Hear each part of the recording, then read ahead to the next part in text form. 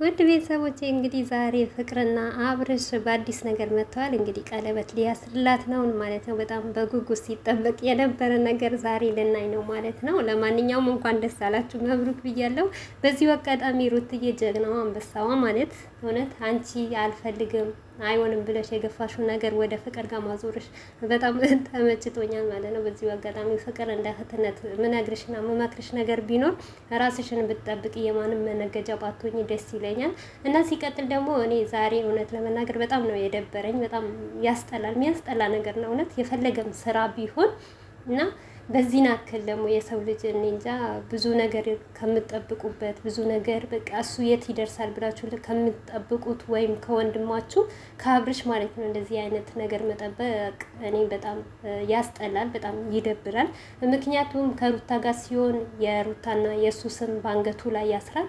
ከፍቅር ጋር ሲሄድ ደግሞ መስቀሉን ያስራል። ይሄን አክል ምን አስፈለገው በዚህ ናክል? ምክንያቱም እኛ ስራ እንደሆነ እናውቃለን። ስራ ራሱ ባይሆን በቃ የሆነ ሴት ልጅ ተውኩኝ ስትል በዚያ በቃውኝ ስትል ደግሞ አብርሽ ደግሞ መቀጠሉና ወይም ሩታን ማናደዱ ተገቢ ነው ብዬ አላስብም።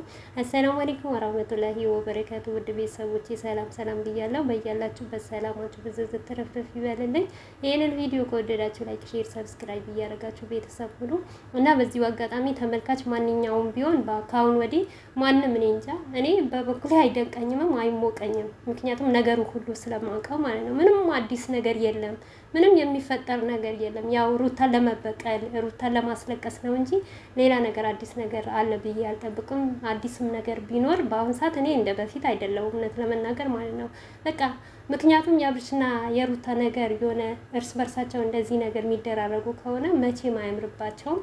በጣም ያስጠላል፣ በጣም ይደብራል። በዚህ ናክል ማለት ነው። ለማንኛውም ይመቻችሁ ማለት ነው። ግን አብርሽ ምን አለ መሰለህ፣ አንተ ወንድ ልጅ ነህ። በሴቶች ላይ እንደዚህ ነገር በሌላ ስሜት ባለፈ እንግዲህ ፍቅር ሳያት እያለቀሰች ነበረ እና ሰውን አምናለሁ ሰው ከመጣ በኋላ የሄደ አይመስለኝም ብላ ያን ሁሉ ተናግራ ዛሬ ላረቅስ አይደለም የመጣሁት በደስታ ነው የመጣሁት ብላ ተመልሳ ደግሞ እዚህ ጋር መግባቷ በጣም ይደብራል። ምክንያቱም ሴት ልጅ ናትና ሴትነቷን ጠብቃ በቃ ምክንያቱም አንድ ወንድ ልጅ ሲፈልግ ሂጂ ሳይፈልግ ደግሞ ነይ የሚል ወንድ በጣም ያስጠላና ይደብራል። የማንም እቃቃ ባትሆኚ ደስ ይለኛል። በእህትነት ነው ምመክርሽ። እንግዲህ ማታ ራሱ አድናቂዎቿ በጣም እየተጣሉ ነበር። ሁሌም የእሷ ስም እየተነሳ ትሰደባለች እያሉ ነበር። እንግዲህ ስድብ የምትፈልገው እሷ ናት። እኔ እዚህ ጋር መሳደብም መናገርም አልፈልግም ማለት ነው። እንግዲህ ትላንትና ሩታን ስትዘቀዘቁ የነበረ ዛሬ ምን ብላችሁ እንደምትኮምንቱ አላውቅም። እንግዲህ ሩታ ያንን ቪዲዮ በመስራቷ ነው ትላንትና ያን ሁሉ ስድብ ሲወርድባት የነበረ።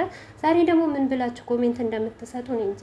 እንግዲህ ቅጡት። ከአሁን ወዲህ አብርሽንም ፍቅርንም በመልካም ነገር ተመለሱ። ይደብራል፣ ያስጠላል ካላችሁ እውነት እናንተ ትክክለኛ አድናቂ ናችሁ ማለት ነው። ግን አሁንም ደግሞ አብርሽ እንደዚህ ሩታን እየለመነ ወደ ፍቅር ጋር ሄዶ ጀግና አንበሳ ካላችሁት የኛዋም እንደማትነካ የኛዋም ደግሞ ማንም እንደማይሰድባት እርግጠኛ ነኝ ማለት ነው። ምክንያቱም ራሷ የፈለገችው ህይወት መኖር መብቷ ነው። ሩታንም ማለት ማንም እንዲነካት ወይም እንድትሰድባት ደግሞ አትፍቀዱ። ሰው ደግሞ አትዘቅዝቁ።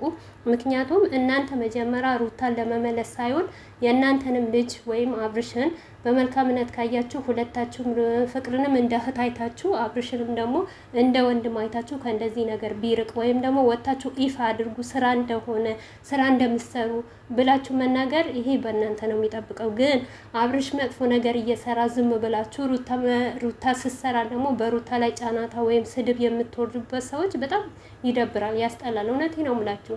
እኔ በነገራችን ላይ ምንም አይነት ነገር መስሎ አይታየኝም። ምክንያቱም በቀል ስለሆነ ብድር መመላለስ ከሆነ በትዳር ደግሞ ብድር ለብድር በጣም ያስጠላል፣ በጣም ይደብራል።